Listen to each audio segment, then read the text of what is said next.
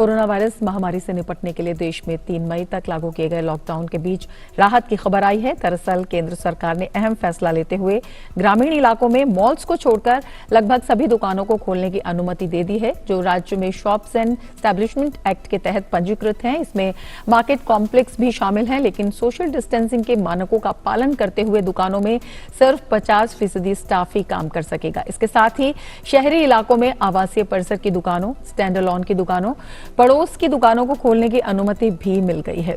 हालांकि शहरों में अभी मॉल्स या फिर मार्केट कॉम्प्लेक्स में दुकानें खोलने की अनुमति नहीं होगी। वहीं केंद्र के दिशा निर्देशों के मुताबिक और हॉटस्पॉट और कंटेनमेंट जोन को ध्यान में रखते हुए राज्य सरकारें दुकानों को खोलने का फैसला लेंगी।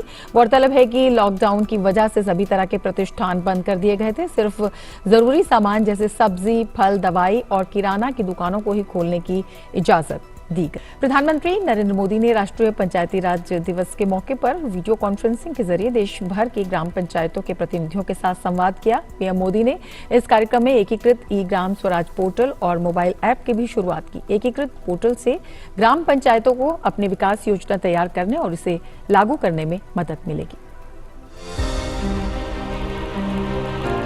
कोरोना संकट ने हमें सिखाया है, हमें आत्मनिर्भर बनना ही पड़ेगा। पंचायती राज दिवस गांव तक सुराज पहुंचाने के हमारे संकल्प को दोहराने का एक अवसर होगा। मजबूत पंचायतें आत्मनिर्भर गांव का भी आधार है। संकट की इस घड़ी में प्रधानमंत्री नरेंद्र मोदी का आत्मनिर्भर बनने का संदेश 130 करोड़ भारतीयों के हौसले को बढ़ावा देने वाला साबित होगा। इस समय जब पूरी दुनिया जानलेवा महामारी की चपेट में है और यहाँ तक कि महाशक्ति होने का दावा करने वाले देश भी घुटने टेक चुके हैं, ऐसे में ये आवश्यक हो गया है कि अब आत्मनिर्भर बना जाए, जिसका जिक्र पीएम मोदी ने अपने संबोधन में किया। गौरतलब है कि कोरोना संकट काल में PPE, rapid test kit, mask, sanitizer जैसे संसाधनों की जरूरत है और पीएम मोदी की प्रेरणा से देशवासी स्वयं ही इसका उत्पादन कर रहे हैं। यहाँ तक कि आर्थिक गतिविधियों को भी फिर से पटरी पर लाने की कोशिश की जा रही है। पीएम मोदी ने कहा कि इस संकट में गांव देहात से प्रेरणादायी बातें सामने आई हैं और उन्होंने 2 गज दूरी का जो मंत्र दिया है उसका पालन किया जा रहा है। गांवों से जो अपडेट आ रहा है, जो जानकारी आ रही है, वो बड़े बड़े विद्वानों के लिए भी प्रेरणा देने वाली बातें। आपने सिंपल सा मैसेज दे दिया, 2 गज दूरी का, 2 गज दूरी का, या कहें 2 गज देह की दूरी का। इस मंत्र के पालन पर गांवों ने बहुत अद्भुत काम किया। प्रधानमंत्री नरेंद्र मोदी ने एकीकृत ई ग्राम स्वराज पोर्टल और मोबाइल ऐप के साथ ही स्वामित्व योजनाएं भी शुरू की। इस पोर्टल में ग्राम पंचायतों का लेखा जोखा होगा। पोर्टल और ऐप से पंचायत के विकास कार्यों के फंड की जानकारी होगी। इसमें विकास कार्यों की पूरी जानकारी होगी, जिसका फायदा गांव में रहने वाले लोग उठा सकते हैं। इससे पारदर्शिता भी बढ़ेगी और काम तेजी से होगा। स्वामित्व योजना में ड्रोन के माध्यम से पूरे गांव की संपत्ति का लेखा जोखा दिया जाएगा और स्वामित्व का प्रमाण पत्र दिया जाएगा। इससे स्वामित्व को लेकर गाँव में जो झगड़े होते हैं वो खत्म हो जाएंगे और स्वामित्व होने पर संपत्ति के आधार पर बैंक से लोन लिया जा सकेगा। ई ग्राम स्वराज यानी simplified work based accounting application for Panchayati Raj. ये एक प्रकार से ग्राम पंचायतों के संपूर्ण डिजिटलीकरण की तरफ एक बड़ा कदम है। स्वामित्व योजना से गांव के लोगों को एक नहीं अनेक लाभ होंगे। पहला तो यह कि प्रॉपर्टी को लेकर जो भ्रम की स्थिति रहती है वो दूर हो जाएगी। प्रधानमंत्री ने ग्रामीणों से अपील की कि वो आरोग्य सेतु ऐप डाउनलोड करें। उन्होंने पंचायत प्रतिनिधियों से कहा कि वो ये सुनिश्चित करें कि उनकी पंचायत का हर व्यक्ति इस ऐप को डाउनलोड करे। प्रधानमंत्री ने ग्राम स्वराज पर आधारित स्वराज की महात्मा गांधी की अवधारणा को याद किया। उन्होंने सभी पंचायत प्रतिनिधियों से कहा कि वो कोरोना संक्रमण के इलाज और इससे बचाव के बारे में सही जानकारी का प्रसार करें।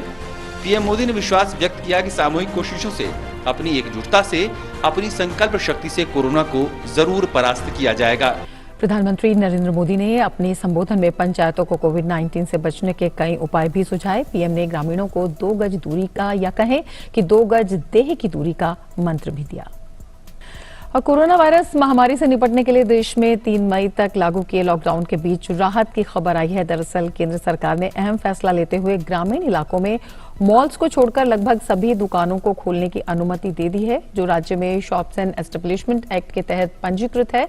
इसमें मार्केट कॉम्प्लेक्स भी शामिल है, लेकिन सोशल डिस्टेंसिंग के मानकों का पालन करते हुए दुकानों में सिर्फ 50% स्टाफ ही काम कर सकेगा। इसके साथ ही शहरी इलाकों में आवासीय परिसर की दुकानें, स्टैंड अलोन की दुकानें, पड़ोस की दुकानों को खोलने की अनुमति भी मिल गई है।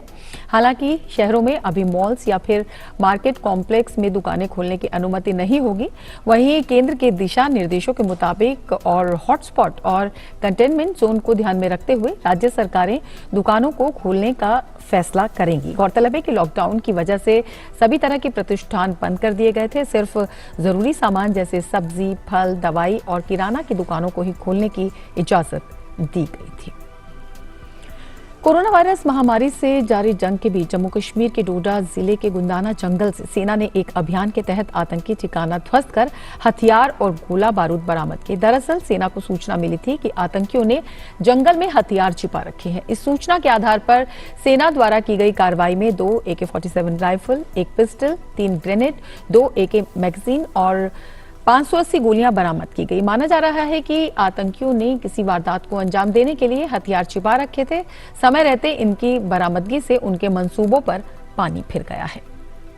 भारत में कोविड-19 के मामलों में लगातार बढ़ोतरी हो रही है। देश में इस समय संक्रमितों का आंकड़ा 23,000 को पार कर गया है। वहीं कोरोना वायरस की वजह से अब तक 723 लोगों की मौत हो चुकी है। सक्रिय मामलों में 17,915 मामले हैं, जबकि 4,813 मरीज पूरी तरह ठीक हो चुके हैं। पिछले 28 दिनों में 15 जिलों में कोई नया मामला सामने नहीं आया है। साथ ही देश में 80 ऐसे जिले हैं जिनमें बीते 14 दिनों में कोई नया केस सामने नहीं आया है। बीते 24 घंटे में 1,684 नए पॉजिटिव केस सामने आए हैं। कोरोना के मामले में ठीक होने का दर 20.57% है। गृह मंत्रालय के मुताबिक पूर्व में गठित 6 अंतर मंत्रालय केंद्रीय टीमों के अलावा गृह मंत्रालय ने 4 अतिरिक्त IMCTs का गठन किया। इनमें से प्रत्येक का नेतृत्व अतिरिक्त सचिव स्तर के अधिकारी कर रहे हैं। इन टीमों का गठन अहमदाबाद, सूरत, हैदराबाद और चेन्नई के लिए किया गया है। केंद्रीय स्वास्थ्य मंत्री डॉक्टर हर्षवर्धन ने नई दिल्ली में राज्य मंत्री अश्विनी चौबे, मंत्रालय के वरिष्ठ अधिकारियों सहित राज्यों के मुख्यमंत्रियों और सचिवों के साथ वीडियो कॉन्फ्रेंसिंग के जरिए एक समीक्षा बैठक की। उन्होंने बैठक में देश में कोविड-19 पर उपायों और प्रगति की समीक्षा की। डॉक्टर हर्षवर्धन ने कहा, दुनिया भर के कई देशों की तुलना में भारत की मृत्यु दर और रिकवरी दर बेहतर है। केंद्रीय स्वास्थ्य मंत्री डॉक्टर हर्षवर्धन ने यह भी आश्वासन दिया कि चीन सहित विदेशों से खरीदी गई खराब PPE किट को वापस कर दिया जाएगा। उन्होंने कहा कि हमने अभी तक PPE किट के भुगतान के लिए इन कंपनियों को पैसा नहीं दिया है। ICMR ने अपनी जो 8-10 लैब्स हैं वहाँ वो एक्सक्लूसिवली पिछले 2-3 दिन से इसके बारे में जो है कंट्रोल्ड जो है टेस्ट कर रहे हैं। आज या कल में वो इसके जो उनके नतीजे हैं उनको जो है संकलित करने के बाद हमारी आगे की क्या रणनीति होनी चाहिए उसके बारे में सारे देश को सूचित करेंगे। क्योंकि अगर तो कोई चीज़ किट की खराबी के कारण है तो निश्चित रूप से मैं आपको विश्वास के साथ कहना चाहता हूं कि चाहे किट चाइना की हो चाहे कहीं की भी हो, वो किट को तुरंत वापस किया जाएगा। हमने अभी इन किट्स के पैसे भी नहीं विदेश में जो है दिए हैं और उसके बदले अगर ये किट्स की उपयोगिता है तो उसके बदले दूसरी किट्स ली जाएंगी। गृह मंत्रालय ने उन खबरों को निराधार बताया है जिसमें यह दावा किया गया था कि किसी फैक्ट्री या औद्योगिक संगठन में कोरोना महामारी पीड़ित व्यक्ति के पाए जाने पर CEO को जेल हो सकती है और फैक्ट्री भी 3 महीने के लिए सील हो जाएगी। गृह मंत्रालय ने स्पष्ट किया है कि इस तरह का कोई दिशा निर्देश नहीं है। गृह मंत्रालय ने फिर से कहा कि कोरोना महामारी से बचने के लिए जरूरी है कि उद्योग जगत में सोशल डिस्टेंसिंग या अन्य SOP का पालन किया जाए। कोविड-19 महामारी का इलाज ढूंढने की जद्दोजहद के बीच संजीवनी बनकर सामने आई है प्लाज्मा थेरेपी। सरकारों की ओर से भरपूर कोशिश की जा रही है कि कोरोना पीड़ित लोग जल्द से जल्द ठीक हों। Indian council of medical research ने भी प्लाज्मा थेरेपी का उपयोग करने की मंजूरी दी है। पेश है ये report. Indian council of medical research ने हाल ही में राज्यों को प्लाज्मा थेरेपी के क्लिनिकल ट्रायल करने की अनुमति दे दी है। प्लाज्मा थेरेपी के पीछे मकसद ये है कि कोरोना संक्रमण से मुक्त हो चुके व्यक्तियों के खून से प्लाज्मा निकालकर दूसरे कोरोना वायरस संक्रमित रोगी को चढ़ाया जाए। दरअसल संक्रमण से ठीक हुए व्यक्ति के शरीर में उस वायरस के खिलाफ प्रतिरोधक क्षमता बन जाती है और 3 हफ्ते बाद उसे प्लाज्मा के रूप में किसी और संक्रमित व्यक्ति को दिया जा सकता है ताकि उसके शरीर में प्रतिरोधक क्षमता बढ़ने लगे। स्वस्थ हो चुके मरीज के शरीर में एंटीबॉडी बन जाती है जो उस वायरस से लड़ने के लिए होती है। गौर करने वाली बात यह है कि प्लाज्मा थेरेपी अभी भी प्रायोगिक चरण में है। इसी कड़ी में गुजरात के अहमदाबाद स्थित सरदार वल्लभ भाई पटेल हॉस्पिटल में भी प्लाज्मा थेरेपी टेस्ट शुरू हो चुका है। फ्लूइड पार्ट जो होता है उसको प्लाज्मा बोलते हैं। उसके अंदर एंटीबॉडीज डेवलप होते हैं। वो एंटीबॉडीज अगर हम पेशेंट को देते हैं तो वो उसका बचाने का काम कर सकता है। तो वो थेरापी है जो प्लाज्मा की, जो पेशेंट को बचाने वाला है, उसको प्लाज्मा थेरापी बोलते हैं। प्लाज्मा में हम सिर्फ प्लाज्मा लेते हैं, बाकी का ब्लड पेशेंट डोनर को वापस चढ़ा देते हैं। अब तक प्लाज्मा थेरेपी के कई सकारात्मक परिणाम सामने आए हैं। यदि ये प्रक्रिया सही साबित हुई तो ये कोरोना के खिलाफ लड़ाई में एक बड़ी सफलता बन सकती है। केंद्र ने कुछ राज्यों में कोविड-19 रोगियों की सीमित संख्या पर प्लाज्मा थेरेपी शुरू करने के लिए मंजूरी दी है। केरल, गुजरात, पंजाब ने भी कोविड-19 रोगियों को ठीक करने के लिए प्लाज्मा थेरेपी का उपयोग करना शुरू कर दिया है। दिल्ली सरकार ने अगले कुछ दिनों में लोकनायक जयप्रकाश नारायण अस्पताल में कोविड-19 के और 3 मरीजों के इलाज के लिए प्लाज्मा थेरेपी का उपयोग करने का निर्णय लिया है। दिल्ली सरकार ने कहा है कि लोकनायक जयप्रकाश नारायण अस्पताल में 4 मरीजों पर प्लाज्मा थेरेपी का ट्रायल किया गया जो उत्साहजनक रहे हैं। रक्षा मंत्री राजनाथ सिंह वीडियो कॉन्फ्रेंसिंग से विभिन्न जीओसी प्रमुखों के साथ बातचीत की। रक्षा मंत्री ने कोविड-19 महामारी से निपटने की तैयारियों की समीक्षा की। चंडीगढ़ पुलिस ने एक अनोखी पहल की है। चंडीगढ़ पुलिस द्वारा एक स्वास्थ्य टीम का गठन किया गया है। ये स्वास्थ्य टीम पुलिस कर्मियों की पोस्ट पर जाकर उनके स्वास्थ्य का ख्याल रखेगी और उनके स्वास्थ्य की प्रारंभिक जांच करेगी। सब इंस्पेक्टर के साथ पैरामेडिक्स की ये स्वास्थ्य टीम विभिन्न पदों पर तैनात लगभग 100 से 150 पुलिस कर्मियों की जांच कर रही है। यदि आवश्यक हो तो ये स्वास्थ्य टीम परामर्श के लिए टैब के माध्यम से पुलिस अस्पताल के डॉक्टरों से जुड़ी हुई है। यदि आवश्यक पड़े तो स्वास्थ्य टीम के चिकित्सक पुलिस कर्मियों को दवाएं लिख सकते हैं या फिर उनको आराम करने की सलाह भी दे सकते हैं। साथ ही आगे की किसी भी जांच के लिए पुलिस कर्मियों को अस्पताल भी बुला सकते हैं। सही मायने में अपनी ड्यूटी करते वक्त पुलिस कर्मियों को काफी जोखिम का काम करना पड़ता है क्योंकि पुलिस कर्मियों को लंबे समय तक ड्यूटी करनी पड़ रही है और हर रोज उच्च जोखिम का सामना करना पड़ रहा है। केवल स्वस्थ पुलिसकर्मी ही पूरे जोश के साथ इस बीमारी का मुकाबला कर सकते हैं। सही मायने में हमारे पुलिस बलों का मनोबल बढ़ाने के लिए ये बहुत महत्वपूर्ण कदम है। जो कि सिपाही हमारे आ नहीं सकते बाहर वहां से अपनी जगह छोड़ के, तो हमने टेलीमेडिक्स भी शुरू कराया है ताकि वो थ्रू डिजिटल मीडिया डॉक्टर्स को हमारे हॉस्पिटल्स में कंसल्ट कर सकें और यदि उनको सिम्टम्स हैं तो उसको वो ठीक करवा पाएं अपनी दवाई लेके। At least they will have some access to the doctor. और अगर दुनिया की बात करें तो दुनिया वैश्विक महामारी कोरोना के कहर से लगातार जूझ रही है। कोरोना वायरस से विश्व भर में 1,90,000 से ज्यादा लोगों की मौत हो चुकी है और 27,90,986 लोग संक्रमित हैं। कोरोना वायरस महामारी का प्रकोप पूरी दुनिया में लगातार बढ़ता जा रहा है। कोरोना वायरस से दुनिया भर में सबसे अधिक अमेरिका प्रभावित है। जॉन हॉपकिंस यूनिवर्सिटी के आंकड़ों के मुताबिक कोरोना की वजह से अमेरिका में पिछले 24 घंटों में 3,176 लोगों की मौत हुई है। इसके साथ ही यहां पर मरने वालों की संख्या 50,000 के पार हो गई है। देश में कोरोना संक्रमितों की कुल संख्या 8,90,524 है। स्पेन में कोरोना वायरस के कारण पिछले 24 घंटों में 367 लोगों की मौत हो गई है। पिछले एक महीने में ये किसी एक दिन में मौत का न्यूनतम आंकड़ा है। कोरोना वायरस के कारण स्पेन में अब तक 22,524 लोगों की मौत हो चुकी है। इस महामारी के कारण हुई मौतों के लिहाज से स्पेन अमेरिका और इटली के बाद तीसरे स्थान पर है। देश में कोरोना के कुल 2,19,764 मामले हैं। इटली में कोरोना वायरस संक्रमितों की संख्या में इजाफा हुआ है। इटली में कोरोना वायरस से मरने वालों की संख्या बढ़कर 25,969 पहुंच गई है। देश में कोरोना के कुल 1,92,994 मामले हैं। इस वायरस ने यूरोप के कई देशों में भारी तबाही मचाई है, उनमें फ्रांस भी एक देश है। ताजा रिपोर्ट के अनुसार फ्रांस में शुक्रवार को 389 लोगों की मौत हो गई। इसके साथ ही देश में मरने वालों की संख्या 22,245 तक पहुंच गई है। वहीं फ्रांस के स्वास्थ्य मंत्रालय के अनुसार कोरोना वायरस की वजह से 1 मार्च से अब तक 13,852 लोगों की मौत अस्पताल में हुई। देश में कोरोना संक्रमितों की कुल संख्या 1,59,495 है।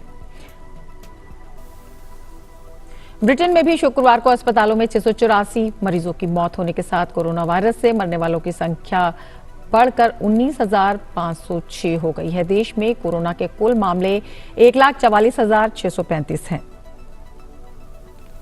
ब्राजील में भी कोरोना का कहर जारी है। देश में कोविड-19 से मरने वालों की संख्या बढ़कर 3,670 हो गई है। देश में कोरोना के कुल मामले 52,995 हैं। रूस में कोरोना वायरस संक्रमितों की संख्या बढ़कर 68,622 हो गई है, जबकि इस बीमारी से कुल 615 लोगों की मौत हो गई है। रूस के मर्मंस्क स्थित रिस्पांस केंद्र के मुताबिक 24 अप्रैल को मर्मंस्क क्षेत्र में कोविड-19 के 193 नए मामले दर्ज किए गए। इस क्षेत्र में कोरोना वायरस मामलों की कुल संख्या 856 है और 4 लोगों की मौत हो गई है। वहीं 70 लोग इस बीमारी से ठीक हो चुके हैं।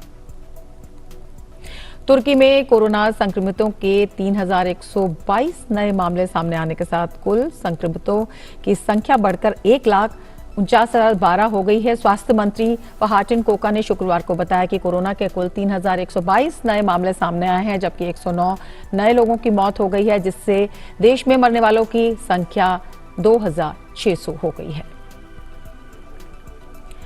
इबादतों का महीना रमजान शुरू हो गया है। मुसलमान इस महीने के दौरान दिन भर रोजा रखते हैं। बुराई से बचना और अच्छाई को अपनाना इस महीने का मुख्य संदेश है। इस्लामी कैलेंडर के सबसे पवित्र महीने रमजान का आगाज हो गया है। ये महीना इबादत और अपनी इच्छाओं पर नियंत्रण का महीना माना जाता है। मुसलमान इस पूरे महीने रोजा रखते हैं। दिन भर भूखा प्यासा रहने के साथ साथ हर तरह की बुराई से बचना रोजे की आत्मा है। इस बार कोरोना की वजह से दुनिया के अधिकतर देशों में लॉकडाउन जारी है, इसलिए रमजान को मनाते हुए सोशल डिस्टेंसिंग का ध्यान रखा जा रहा है। रमजान में तरावी की नमाज सामूहिक रूप से अदा की जाती है, लेकिन इस बार उलमा ने लोगों को हिदायत दी है कि तरावी की नमाज घर में ही अदा करें। लोगों से कहा गया है कि वो रमजान की इबादत के दौरान कुछ बातों का ख्याल रखें, जिनमें बिना जरूरत घर से बाहर न निकलना, दिन की 5 नमाजें घर में ही अदा करना, तरावी की नमाज घर में ही रहकर पढ़ना और सामूहिक इफ्तार जैसे आयोजन न करना शामिल हैं। हमारी मुसलमानों से ये अपील है कि वो अपने घरों में रहकर ही तरावी हो या रमजान के दूसरे जो भी उनके मामूलात हैं उनको अंजाम दें और इस बात पे परहेज करें कि लॉकडाउन या सरकारी उसूलों या सेहत के मामले में जो हिदायत जारी की गई है उनकी कोई खिलाफ वर्जी हो, क्योंकि ये इस्लाम के मुताबिक नहीं होगा। तो इस वक्त जो हालात हमको दरपेश हैं उनमें अल्लाह के दीन की तालीम यही है कि हम ये रमज़ान ज़रा मुख्तलिफ तरीक़े से गुजारें, नमाजें घरों में अदा करें, लेकिन अज़ीज़ान गिरामी इस ज़रिए से भी हम अल्लाह के हुक्म ही की तामील कर रहे हैं। रमज़ान के बारे में कहा जाता है कि यह महीना लोगों की वार्षिक ट्रेनिंग की तरह है, जिसमें अमीर गरीब सबको भूख प्यास के एहसास से गुजारा जाता है। यह अनुभव उन लोगों की तकलीफ को समझने का एक मौका है जिन्हें भूख प्यास का अक्सर सामना रहता है। इस तकलीफ का एहसास करने के बाद ऐसे लोगों की मदद के लिए हाथ बढ़ाना और उनका दुख दर्द बांटना भी इस इबादत का एक मकसद है। रमज़ान के महीने में हर तरह की बुराई से दूर रहने और हमेशा अच्छाई करने की जो ट्रेनिंग होती है, उसे साल के बाकी दिनों में अपने जीवन में शामिल रखना रोजे के मकसद को पूरा करता है। प्रधानमंत्री नरेंद्र मोदी ने देशवासियों को रमजान की बधाई दी। उन्होंने ट्वीट कर कहा, रमजान मुबारक। मैं आप सभी की सुरक्षा, कल्याण और समृद्धि की प्रार्थना करता हूँ। ये पवित्र महीना अपने साथ दया, सद्भाव और करुणा लेकर आए। हम कोविड-19 के खिलाफ चल रही लड़ाई में एक निर्णायक जीत हासिल करें और एक स्वस्थ ग्रह का निर्माण हो। तो प्रधानमंत्री ने ट्वीट कर बधाई दी और ये भी कहा कि कोविड-19 के खिलाफ लड़ाई में हम एक निर्णायक जीत हासिल करेंगे और इसके लिए सभी का सहयोग अपेक्षित है। तो सोशल डिस्टेंसिंग का ख्याल रखें, स्वच्छता का ध्यान रखें।